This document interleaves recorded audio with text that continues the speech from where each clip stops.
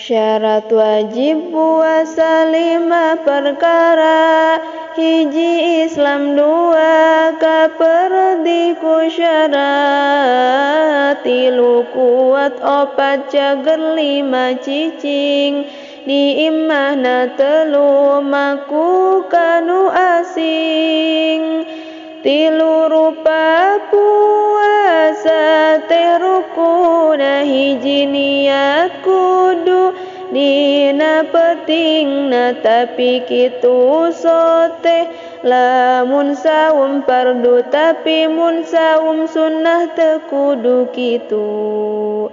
2 tinggal anu matak ngabatalkeun, bari eling sarta nakarep sorangan, lain titah batur bari henteu jahat, eta henteu dihampura ceuk syariat.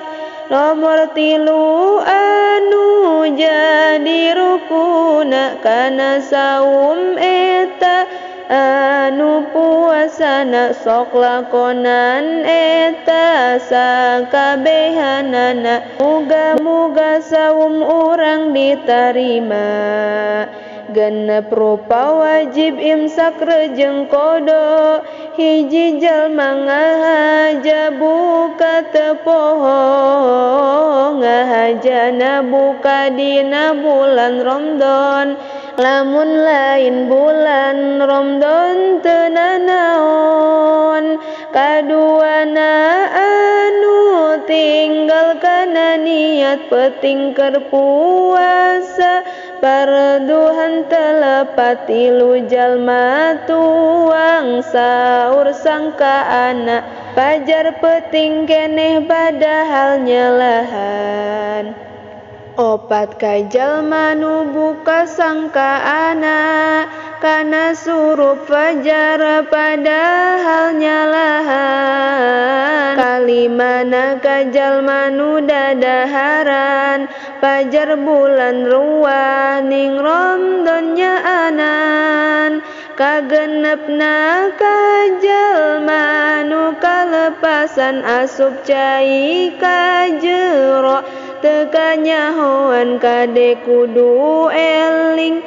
Umat akhir zaman loba nu teu apal ieu pertelaan, batal saum sabab murtad jeung halangan, reujeng nifas reujeng ngajuru jeung edan. Edana mah sanajan sakedeung pisan, jeung nu gelo reujeng nu kaweuweurean. Mun weureuna tepi kameakeun poe, kajen kitu wajib kodo imsak bae. Ari buka ukurana bulan Ramadan eta aya 4 rupa katerangan, hiji wajib saperti anu halangan, reujeng anu nifas kajen sagejrotan. 2 wenang saperti jalma keur lempang, ngalakonan tawa gering nu hariwang.